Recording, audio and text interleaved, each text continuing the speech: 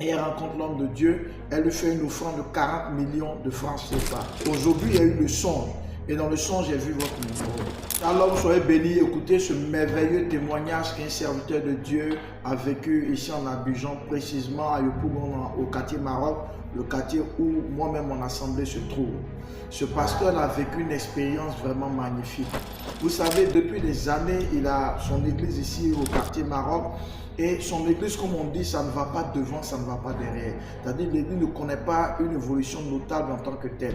Avec un petit nombre de fidèles, et il avec les fidèles, il fait le culte depuis des années. L'église n'évolue pas, l'église ne régresse pas. Et il traverse des moments vraiment beaucoup difficiles, ce serviteur de Dieu. Mais il continue toujours de servir son Dieu fidèlement, il fait ses programmes, il encadre les âmes, il continue de travailler. Et voici qu'un matin, il reçoit un appel.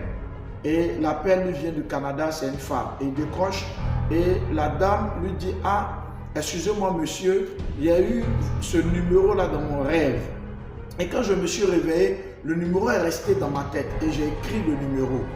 Donc je vous appelle pour savoir qui vous êtes. Excusez-moi du fait que j'ai votre numéro dans mon sommeil, dans mon songe. C'est là, il a dit: non, je suis homme de Dieu, je suis pasteur. Elle dit: voilà, je comprends. Parce que depuis, je suis en train de prier le Seigneur, parce que le Seigneur m'a visité. Mais Dieu m'a tellement béni ici au Canada que j'ai dit: je veux vraiment faire une action de grâce. Je veux soutenir en fait l'œuvre de Dieu, mais je voudrais vraiment que Dieu me conduise vers la bonne personne. Et depuis des mois, je prie et aujourd'hui, il y a eu le songe. Et dans le songe, j'ai vu votre numéro. Donc, je viens en Côte d'Ivoire vous rencontrer personnellement par rapport à la révélation que Dieu m'a donnée. Et la dame vient, elle descend à l'aéroport ici de Port-Boué. Et elle rencontre l'homme de Dieu, elle lui fait une offrande de 40 millions de francs CFA. Je dis bien 40 millions. Elle dit à l'homme de Dieu que c'est la première partie du don qu'elle fait parce qu'elle n'a pas pu rapidement récupérer l'argent avec sa banque.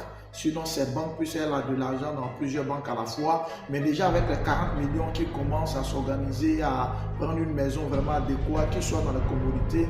Parce que dans le songe, le Seigneur lui a dit de soutenir la personne qui a ce numéro-là. L'homme de Dieu a commencé à couler des larmes, lui et sa femme. Ils ont commencé à vraiment pleurer parce qu'ils ne pouvaient pas s'imaginer. Pour eux, peut-être que quelqu'un allait venir comme ça. Ils ont prié pour telle personne qui était malade, qui est guérie, qui sera reconnaissant envers eux. Mais quelqu'un qu'ils ne connaissent même pas, qui s'est déplacé comment dirais-je, du Canada jusqu'à Abidjan pour venir faire une offrande de jusqu'à 40 millions. Et la dame précise pour dire que ce n'est pas toute l'offrande qu'elle veut faire, c'est une partie de l'offrande. Mais si je ne fais pas erreur, la totalité de l'offrande même qu'elle veut faire peut avoisiner 100 ou 150 millions. Donc elle a déjà introduit 40 millions qu'elle avait rapidement, qu'elle devait apporter parce que la révélation de Dieu était forte. Waouh! Waouh! Quel témoignage! Qu'est-ce qu'on doit retenir de ce témoignage? Cet homme de Dieu a commencé à pleurer, lui et sa femme. Et il a compris que ce qu'il faisait, Dieu le voyait. Et Dieu était touché par sa persévérance et sa fidélité. Je veux dire à un serviteur de Dieu, même si ton église n'avance pas, même si le ministère n'avance pas, et que Dieu t'a dit de faire ce ministère, il faut persévérer. Il faut continuer de servir ton Dieu fidèlement sans regarder aux hommes. Cet homme-là, il comptait certainement si des gens qu'il a aidés, des gens pour qui il a prié, pour qui il a fait la délivrance.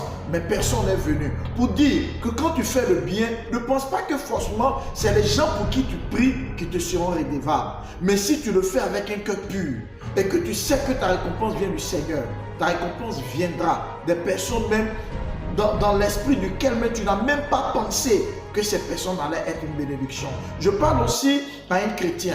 Peut-être que tu es dans l'église, tu fais des choses pour le Seigneur. Peut-être que le pasteur ne voit pas. Mais ne cherche pas à travailler pour que le pasteur voit. Travaille pour que Dieu voit. Parce que tout ce que nous faisons pour le Seigneur, quand nous le faisons avec un cœur pur et que cela touche Dieu, Dieu nous donne une récompense. Pas forcément là où nous pensons, là où nous regardons. Parce que souvent nous préétablissons l'agenda de la visitation de Dieu. Dieu ne fonctionne pas à notre façon, il fonctionne à sa façon. Regarde l'homme de Dieu. Il ne pouvait pas penser qu'un jour, on allait lui donner 40 millions. Il ne pensait pas qu'un jour, Dieu allait donner même son numéro à quelqu'un pour venir le soutenir. Pourquoi? Parce que sa façon de servir Dieu a marqué Dieu, a touché Dieu. Je vais vous dire une chose, quand vous servez Dieu, servez de sorte à ce que vous marquez Dieu, vous touchez Dieu. Ne pense pas que non, comme depuis ton ministère n'évolue pas, tu n'es pas sur les réseaux sociaux, tu n'as pas telle chose, tu n'as pas telle situation, donc tu es en retard sur tes collègues pasteurs. Personne n'est en retard. Va à ton rythme, mais retiens une chose. Fais ce qui plaît à Dieu. Il ne faudrait pas que la méchanceté des gens pour qui tu as prié change ton cœur. Chrétien, chrétienne, il ne faudrait pas que, à cause de ce que tu vis dans ton église ou dans ton assemblée, cela change ton cœur. Non, on ne sert pas Dieu pour l'homme, mais on sert Dieu pour Dieu. On t'a confié une tâche, vous êtes deux, vous êtes trois. Si les autres ne font pas dans l'église, il faut le faire. On ne sert pas Dieu par rapport à son frère, parce que c'est une erreur. Et beaucoup le font et ils perdent des récompenses. Ou souvent ils font et ils boudent. Et il perd. Et il dit, depuis je suis à l'église, je ne vois rien. J'ai fait ça, j'ai fait tel don, j'ai fait l'évangélisation. Peut-être même les serviteurs de Dieu, j'ai fait ceci à rien. Ne faites pas en murmurant. Ne faites pas en regardant la récompense des hommes. Servez Dieu de tout votre cœur. Dieu ne va pas vous oublier. Et la récompense viendra là où vous ne pouvez pas vous imaginer. Que Dieu vous bénisse. Écris ton commentaire par rapport à ce témoignage. Shalom.